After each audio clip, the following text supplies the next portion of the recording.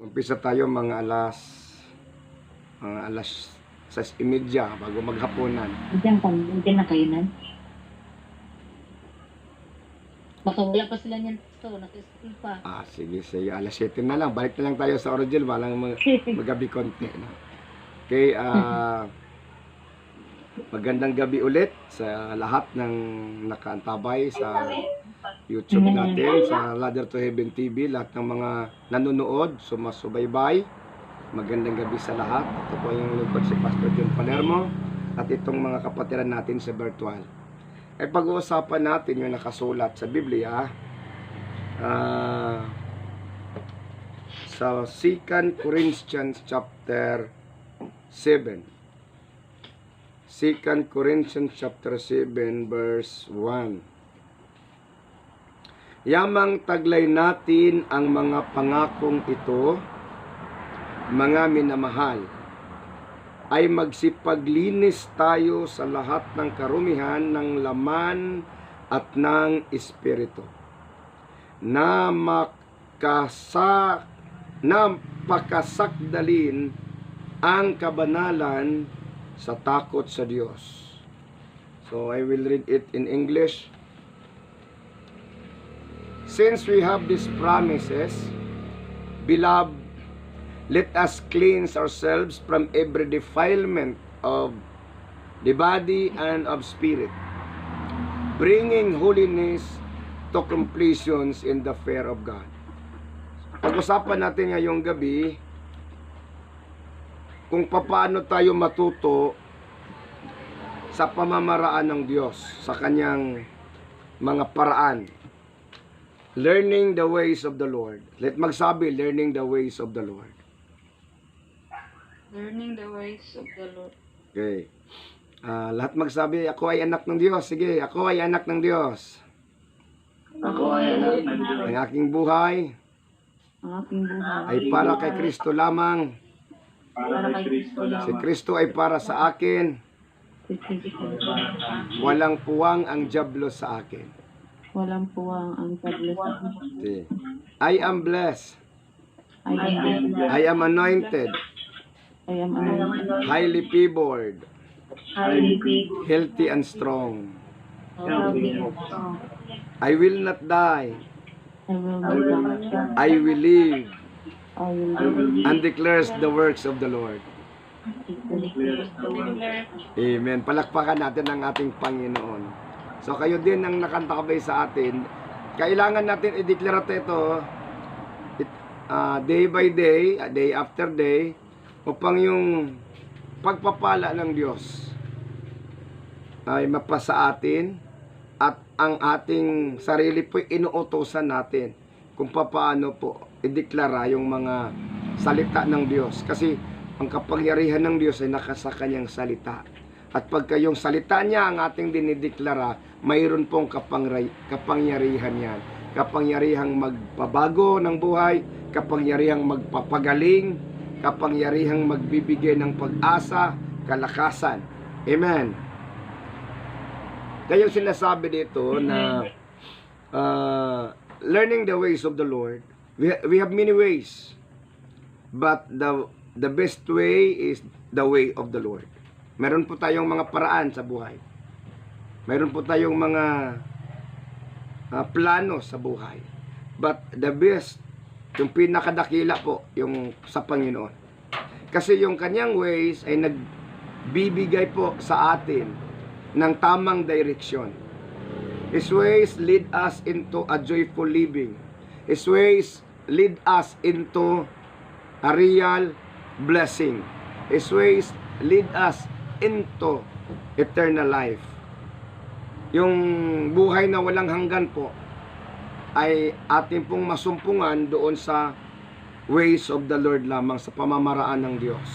Kaya sinasabi ko sa inyo paulit-ulit na we must learn how to obey Him, how to follow Him. Kasi sinasabi ng Diyos na sundin niyo ang utos ko. If you love me, keep my commandments. And the disciples of the early church do the same instructions. follow me as I follow Christ. Because when we follow Christ, when we follow the Lord, we have assurance, we have assured foundations of life, we have yung nakaantay sa atin na dakilang mga bagay na inihanda ng Diyos sa atin. Kaya sinasabi niya doon sa Jeremiah chapter 29 verse 11, at I hope na na-memorize na natin yan, I have a plan set for you, plan to prosper you, not to harm you, plans to give you hope on the future.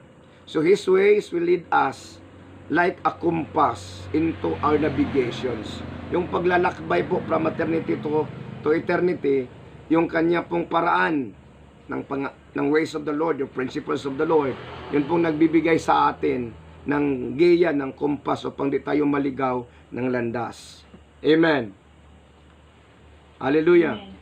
So kung meron man tayong nais na panghawakan na pamamaraan, sistema, paraan, ways, system, principles in life, that is the principles of Christ, the principles of God, the principles of the Almighty Father, sapagkat yan po ang nagbibigay sa atin ng tunay na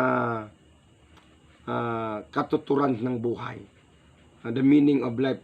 His ways will lead us into a right path, a right ways. Hindi po tayo magkakaroon ng regrets in the long run. Hindi tayo magkakaroon ng mayroon ba nagmahay man ko sa akong kinabuhi. Amen. Sa ingon din napaba mo? Are you listening? Amen. Amen. Siya. Since we have this promise, what are those promises of God? What are the promises of God? The promises of God, sinasabi niya, we will become a children of God. Magiging anak tayo ng Diyos. Ano yung napakagandang nangyayari sa buhay natin, na tayo po'y magiging anak ng Diyos. Mas higit pa yan po sa anumang kayamanan. Higit pa yan sa anumang kayamanan ng buhay. Being a children of God, ikaw po'y magmamana ng kanyang kaharian, sapagkat yung anak ang nagmamana kung ano ang mayroon ang kanyang magulang. So being a children of God, sinasabi ng Diyos, that is the promises of God, na tayo po'y mag-anak ng Diyos at tayo po'y mayroong access doon sa kanyang kaharian. Anumang mangyayari sa mundong ito, di tayo mabalisa, di tayo mag-alala, hindi tayo matatakot, sapagkat mayroon pong kaharian ng Diyos na naghihintay sa atin. Kahit ano pang virus na darating, ngayong darating na eclipse, solar eclipse, total solar eclipse, kahit pa aabot pa yan ng 1 taon. Kasi yung mga anak ng Diyos ay aalisin niya dito sa sanlibutan. Kukunin tayo ng Panginoon at dalhin niya tayo sa kanyang kaharian na wala na pong gabi. Kaya hindi tayo mabalisa, hindi tayo matatakot anong mangyayari sa sanlibutan ito. Sapagkat nakasulat po sa kasulatan na ang sanlibutan po ay susunugin ng Diyos. Hahatulan yung mga tao. Kasi yung mga tao tumatalikod sa katotohanan. Yung mga tao po ay umaalis doon sa daan na ipasubay sa Ginoo. Kung saan tayo gusto niyang dito tayo tatahak ng landas, dito tayo dadaan. Yung mga tao po ay lumihis doon sa gusto ng Diyos, kaya hahatulan ang sanlibutan. Ngunit yung mga anak ng Diyos, kinig kayo, ang mga anak ng Diyos, ang sinabi ng Panginoon, before darating ang mga bagay na nakakatakot po, na sinasabi ng Diyos na mayroon pong mga kapighatiang dakilang kapighatian. Subalit ang sinasabi ng Diyos sa John chapter 14, na huwag kayong mabalisa, sa believe me, do not worry, do not be anxious of everything. Sinasabi niya na siya po'y babalik sa lupa. Siya ay paparito upang kukunin tayo, sapagkat siya po'y naghahanda ng bahay, mansyon po, lugar para sa atin.